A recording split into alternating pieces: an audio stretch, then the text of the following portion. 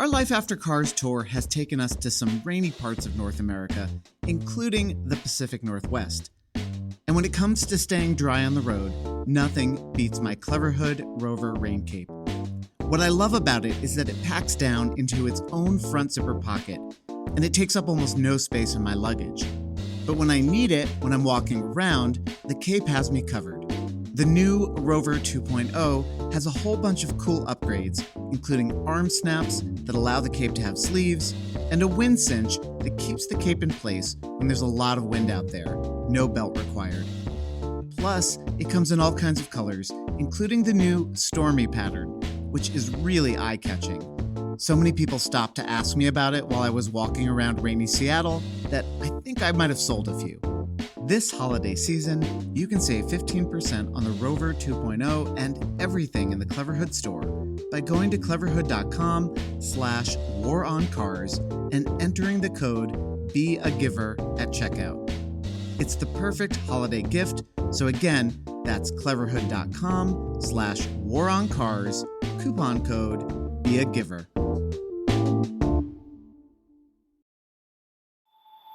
This episode was produced with the generous support of the William and Helen Mazer Foundation.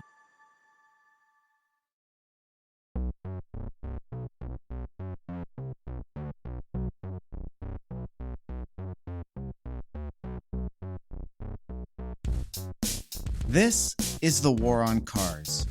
I'm Doug Gordon. Sarah and I are on the road for our Life After Cars book tour, which kicked off in New York just a few weeks ago and has already taken us to San Francisco, Washington, D.C., Seattle for a show with our friend Ray Delahanty of City Nerd, Vancouver, British Columbia, and even the small city of Nanaimo. We've had a great time on tour so far, not least of all because we've gotten to meet so many listeners and readers who are working hard to help their towns and neighborhoods imagine a life after cars. As I record this, we are in Portland, Oregon for two events, the Bike Happy Hour with Bike Portland's Jonathan Mouse, and a book reading and talk at Powell's, hosted by Oregon Public Broadcasting's Lillian Karabaik. The Bike Happy Hour is free and open to everyone, while the event at Powell's requires a ticket. I'm told some are still available, but get yours soon. It's on the verge of selling out. You can find more information about these and all of our upcoming events and order the book if you haven't already at lifeaftercars.com. For this episode, we're going to hear from producer Ilana Strauss, who brings us a story we mention in Life After Cars and goes a little deeper into something that was new even to me. It's all about the origins of car culture as we know it today, and features friend of the podcast and University of Virginia historian Peter Norton. We hope you enjoy it. Thanks very much to the Helen and William Mazer Foundation, which makes this episode and a lot of what we do at the War on Cars possible. And please become a Patreon supporter of the podcast. You can sign up at patreon.com/thewaroncarspod. Thanks.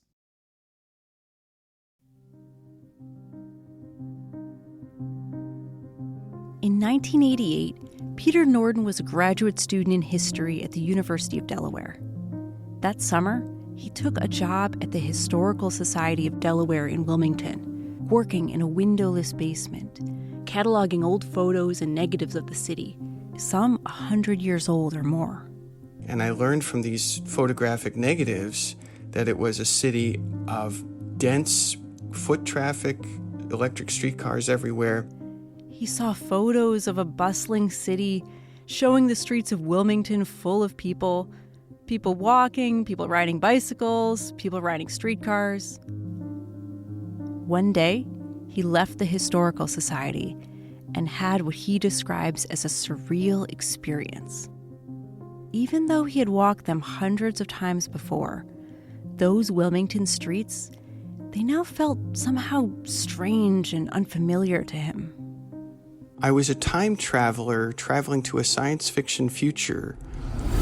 A maybe a little far-fetched story where everybody's in a steel box now. The same streets, transformed into a world of surface parking lots, fast cars, and no pedestrians. A beautiful old synagogue, a church, a theater, schools, residences, all were replaced by surface parking. I was curious, why did we destroy our own cities to make room for cars? It seems crazy. And I really wanted to know why that happened. Today, most people don't think about how omnipresent cars are.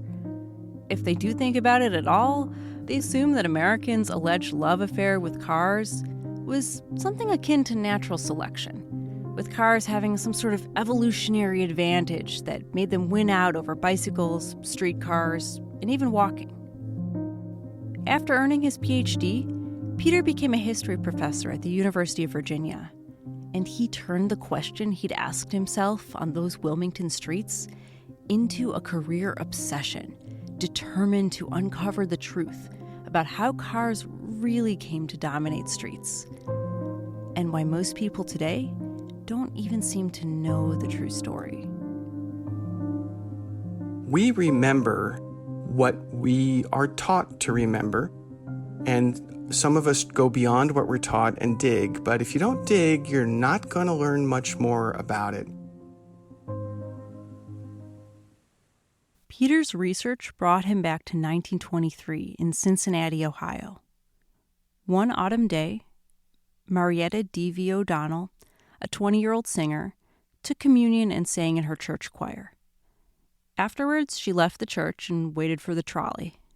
Right at that moment, a thief sped down the street in a stolen car. The driver struck and killed Marietta and fled the scene. He made it just 2 blocks and then crashed into a curb. Some 2,000 people quickly surrounded the car and threatened to kill the driver. A policeman finally pulled out his revolver and dispersed the crowd. This was not an isolated incident. More Americans died in automobile crashes in the 1920s than died in World War I, an unprecedented level of carnage that affected people all over the country. Anywhere cars appeared, death and destruction seemed to follow. As did a lot of outrage. People took to the streets and staged massive protests against the growing scourge of cars. This happened in middle class, upper middle class, and working class communities. It happened in all white communities. It happened in communities of color. There was a protest in Queens where they blocked a whole intersection for weeks. In October 1922, 10,000 children marched through Manhattan to protest crashes. A procession of open cars carried kids who had been maimed and disabled at the hands of careless drivers. Cities erected monuments that looked like war memorials, dedicated to the children who had been killed by automobiles. And it blew my mind because the message of these monuments was, this is not the parent's fault, this is not the child's fault. It was a visible, tangible testimony to the view that children have a right to the streets, and that really took my breath away. Judges tended to levy harsh sentences and angry words against drivers who harm pedestrians, especially if those pedestrians were children. I was then astonished to find court cases that said things like children have a right to the streets, which, is completely lost today. Before the rise of cars, streets were for people. Kids played in the streets, merchants sold products. There was transportation, sure, streetcars, trolleys, and wagons. But for the most part, there was no hierarchy that assumed that anyone had more reason to be in the street than anyone else. The pedestrian belongs in the street anytime, anywhere, and has as much of a right to be in the street as any other street user. Today, a lot of people assume that the demand for cars came first, and the car industry merely responded, building the cars, roads, and parking to meet that demand. It was exactly the opposite. What I kept finding was industry saying, oh no, people in cities don't want cars. They think of them as intruders. They're not buying them. They're blaming them for everything. They're restricting them. And we have no market in urban America, or no big market in urban America, unless we change that. By the early 1920s, car sales had actually slowed down. And this caused a lot of consternation in the auto industry. All of the companies were wringing their hands saying, a day's coming when everybody who wants a car will have one, and our only market will be the replacement market, and that's not good enough. At the time, there wasn't an organized force within the auto industry to push back. Marketing, advertising, PR, these weren't really a thing yet. And Motordom, that's the term Peter Norton uses for drivers, automobile makers, and their allies, had an even bigger problem. Opponents of cars were starting to get political. In 1915, Walter F. Pentlarge was driving down a street in Cincinnati when a 4-year-old boy darted onto the street. Pentlarge hit the boy, who was injured but thankfully survived. If Pentlarge's actions are any indication, he was deeply affected by the crash. In 1922, he funded the entire $1,400 budget to start a new committee that would campaign for something that could stop, or at least reduce, the ability of drivers to harm pedestrians. Speed governors. Pentlarge's new committee called for an ordinance that would require every car in the city of Cincinnati to be equipped with a mechanical device that would make it impossible for drivers to go faster than 20 miles an hour. By 1923, the committee had gathered 43,000 signatures from city residents. That's 10% of the population at the time, more than enough to get the ordinance on the ballot for an upcoming vote. And to get the attention of Motordom. The auto industry groups noticed this proposal and had a total freak out. I know because I read their conversations. Motordom knew that the whole benefit of cars, what makes them better than walking, cycling, or even horse-drawn carriages, is speed. So they mounted a campaign of their own to stop the Cincinnati Speed Governor Ordinance in its tracks. The campaign to stop the push for speed governors was spearheaded by the Cincinnati Automobile Club, led by A.E. Middendorf. Middendorf raised $10,000 and used the money to mail letters to every car owner in Cincinnati, warning that the proposal was the most vicious ordinance any community has ever been asked to vote upon. To influence broader public opinion, the club bought full-page ads in newspapers, playing on people's fears that speed governors would turn Cincinnati into a backwater, or worse. They invoked the Great Wall of China and said, you're going to make the USA a backward country just like China, and this will be like a Great Wall because drivers won't go there. Yeah, this is very 1920s. On November 6th, 1923, the day of the referendum, Middendorf stationed 400 people at the polls to buttonhole citizens and press them to cast their ballots against the proposal. When the final vote on Cincinnati's speed governor ordinance was tallied, the proposal, which had started with 43,000 people signing a petition in support of such a measure, ended in defeat. Only 13,511 people voted in favor. More than 86,000 were against. As Peter Norton says, it was a great day for Motordom. I'm sure they were celebrating. There's no question about that. Emboldened by their success in Cincinnati, Motordom decided to aim even higher. They realized that if they wanted to keep sales booming, they'd have to make Americans need cars. Not just want them, need them. And they set their sights on the burgeoning automobile capital of the world, Los Angeles. By the 1920s, traffic in Los Angeles was already a huge problem. Plus, LA was a streetcar town. Most people didn't need a car to get around. That presented a big problem for the auto industry, one that would be solved by a chance encounter between two men. One was a 32-year-old car salesman named Paul Hoffman, who had made a fortune selling Studebakers. And there was something about this guy. He was one of these people who could sell. By his mid-20s, he was a millionaire and the company's most successful salesman. Hoffman became a hugely influential player in LA. The Los Angeles Traffic Commission, a private group of automobile interests, made him their new president. And it was in this role that he understood that solving LA's traffic problem was the key to selling more cars. He was interested in a future where cities would welcome drivers, and he was looking at the long run.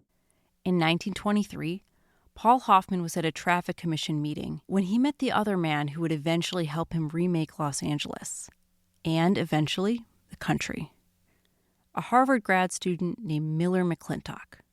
What was really unique about McCleintoch was he was literally the first person to be studying street traffic as a motor vehicle problem and not as a street railway problem or a trucking problem. Hoffman knew local governments wouldn't listen to the auto industry. Just because Motordom had managed to defeat an anti-car law in one city didn't mean they'd be successful elsewhere. Hoffman was worried other cities might not listen to the auto industry about the need to keep traffic moving. But maybe they'd listen to an outsider, someone smart, someone like Miller McCleintoch. And he's like, this is a guy who can write about the traffic situation not as an industry person, but as an objective expert, a guy with credentials, a PhD. He's going to have a PhD soon. My name's Tom McCleintoch. I'm a member of Congress representing the 4th District of California. That's Miller McCleintoch's grandson, Tom. Tom was only a few years old when his grandfather passed away, but he remembers him. One time, his grandfather took him on a walk through the woods with a poodle. He handed me the leash, which was a very, very high trust he placed in me. Cookie, the poodle, took off after a squirrel, and I held on for dear life as Cookie dragged me behind him. And I do remember my grandfather coming up huffing and puffing and grabbing the leash and standing me up and dusting me off and saying, okay, now, we don't need to tell your grandmother about this. As Tom explains it, his grandfather was fascinated by transportation and would travel the country studying the ways people moved, developing theories about how it all worked. One of the observations was that transportation is a series of arcs. It's either an arc over space or an arc over time. Acceleration and deceleration are arcs. Turns are arcs. And that is essentially the shape of transportation. It's different kinds of arcs in both space and time. And the importance of traffic engineering was to make those arcs smooth and efficient. According to family lore, he was one of the principal proponents of first separating opposing flows of traffic, having a uniform set of markers within the transportation system, basically lanes, and the importance of separating out different kinds of transportation. Pedestrians needed to be separated from automobiles, as well as the horse and buggy, which he considered to be one of the greatest impediments to traffic efficiency. I would assume bikes as well were not compatible in the same space as automobiles. Miller McCleintoch was born in Nebraska. As a kid, he excelled at school and eventually went to college where he studied Chaucer. Here's Peter Norton again. And then there was some kind of dead end, which one would expect from working on Chaucer. And he's teaching business English part-time. And he has a baby, and he's got no job security and a crummy adjunct job, which is a point of view I could relate to very, very, very well. Frustrated and at a dead end, Miller moved his family east and enrolled in a doctorate program at Harvard. There, he chose a new and interesting area of study: traffic. Traffic engineering did not really exist as a field of study yet. When he started to study street traffic, and he was still an independent scholar, he was very critical of car domination. He said this is like turning the city over to a privileged minority of wealthy people who crowd the curbs with their parked cars and get in the way of everybody else. In August 1923, as part of his dissertation, he traveled to Los Angeles to study the city's already notorious traffic. He wrote in that dissertation that it would be ridiculous to try to build all of the engineering that you would need to accommodate all these cars. He also said that it would be a good idea to forbid parking because that would force people onto more efficient modes of transportation like streetcars. But Paul Hoffman had a different idea. He knew that to keep the market for automobiles growing, cars needed to move fast. Hoffman and others in Motordom knew that as long as streets were seen as places for people, then drivers would never be able to have the unfettered access to them that would ensure more car sales. Even worse, if they ran over and killed people, they'd get blamed. And that would be very bad for business. Edward J. Marin, road builder and editor for the Engineering News Record, put it this way. He says, "The obvious solution lies only in a radical revision in our conception of what a city street is for." So, a radical revision in our conception of what a city street is for. That's an amazing statement. And by that he meant a city street is not for everybody, which is what it was for. We have to have a city street that is defined as for automobiles. And that way we can then restrict the use of the street in any way that leads to people being hit by cars. Above all, this means pedestrian restriction. Hoffman decided that the only path forward was to convince the city officials that pedestrians needed to be kept on sidewalks and in crosswalks. For their own safety, of course. So, he sent a letter to the city council saying there was a problem with traffic rules in Los Angeles. There were too many regulations, and many of them contradicted each other. Los Angeles needed a new simplified code, Hoffman argued, and he offered up the Harvard-educated traffic expert, Miller McClintoch, who could come up with a new, better code for free. McClintoch's PhD was not in traffic engineering. It was in municipal government. So there was some finessing going on. So how did McClintoch go from being a guy who was critical of car domination to someone who was willing to work with Hoffman to get pedestrians out of the way of automobiles? It's actually kind of simple. McClintoch was broke.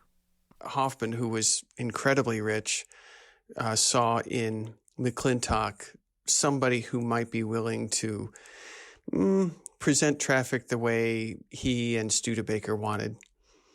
Still, the LA Council wasn't interested in Hoffman and McClintoch's services. They'd already dealt with plenty of experts, and they didn't need another one telling them what to do. Ignoring the council, Hoffman had McClintoch come up with a new traffic code for Los Angeles anyway. Under McClintoch's new code, the idea that everyone had an equal right to the street was obsolete. In addition to banishing pedestrians to sidewalks and crosswalks, he proposed eliminating parking downtown during rush hour in order to provide moving cars more space, and requiring the city to post signs explaining the new rules. Instead of going back to the LA City Council, Hoffman and McClintoch presented their new code to auto interest groups, who liked what they heard, and they let the people in government know it. The council approved it, with a big enough majority to override a veto from the city's mayor, George E. Cryer. Following the implementation of Hoffman and McClintoch's new code, traffic in LA did start to move faster, so by one measure, it was a success. However, in the 7 months after the code was adopted, drivers killed more people than in the same time period the year before. Outrage over people dying continued, but in diminished form. With the traffic moving better than before and the continued influence of Motordom, it became harder and harder for people to get all that worked up over pedestrian safety, or at least for them to find sympathetic ears in the halls of power. Hoffman's plan had worked. So Hoffman got a lot out of LA and out of his daring venture with McClintoch, such that he was promoted directly to vice president of Studebaker. So he's moving up rapidly. And McClintoch understood that his partnership with Hoffman meant that he could write his own ticket to success. And Hoffman comes to him and says, I'd like, us to work together for the long haul, and I want you to tell me what you would like from me. Name it. McClintoch thinks about it and says that in his fantasy world, he would be the head of his own traffic planning agency. Everybody's got their own fantasy, so I guess we won't judge that one, but that was his dream job. Hoffman funded a new traffic research department at UCLA and appointed Miller McClintoch to lead it. After getting things up and running at UCLA, McClintoch would eventually move back to Harvard. That provided an even bigger level of prestige, as Hoffman and McCleintoch advanced their agenda to take their success in LA and spread it to the rest of the country. And for another 15 years, Miller-McCleintoch's like, yay, cars. Let's do anything to accommodate cars.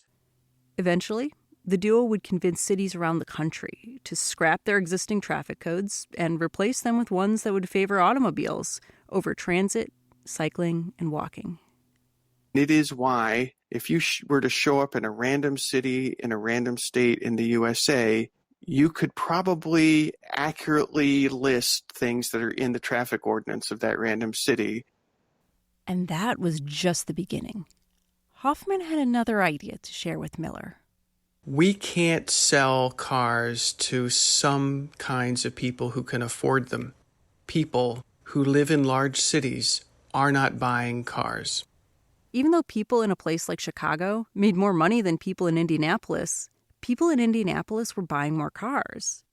Hoffman's research showed that the public transportation in dense Chicago was a lot better than in the more spread out Indianapolis.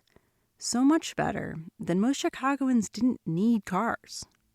And so what Hoffman said in writing is, wouldn't it be great if we could make Chicago like Indianapolis? Well, you know what? That's exactly what these people did. They took the density of cities like Chicago and then rebuilt these cities so that they could be like Indianapolis. Today, most people don't know who Hoffman and McCleintoch were, nor do they know the impact they had on how we get around and who has the right to be on the road. All they know is that cars dominate, and assume that's just the way things were meant to be. But Peter knows the history tells a different story. I'm just trying to say that Americans did not come to a state of being sort of dominated by automobiles thanks to democracy and the free market. Definitely not. It was corporate strategy. It's not even me arguing that. The automobile industry itself, in the 20s especially, they said, hey, fellas, if we don't, change the narrative in the newspapers, we're doomed. And sure, plenty of people liked having cars, even back then. But as Peter says, in those early decades, not a whole lot of Americans ever thought they'd need to have a car. There is ample evidence that they never wanted car dependency. By that I mean a world where you have to have a car or you can't get to work. You have to have a car or you can't get groceries or things like that. Those two guys, Hoffman and McCleintoch, they took people off the streets. And it was a real transformation in the city street. And it's the transformation that we all have lived with since we arrived in this world, the one where we learned from childhood that the street is for cars, and that if you want to walk, you have to essentially defer to cars everywhere except in a crosswalk, and even in a crosswalk, you have to be careful. So it's a transformation that gave us, to a great degree, the automotive city that we have today.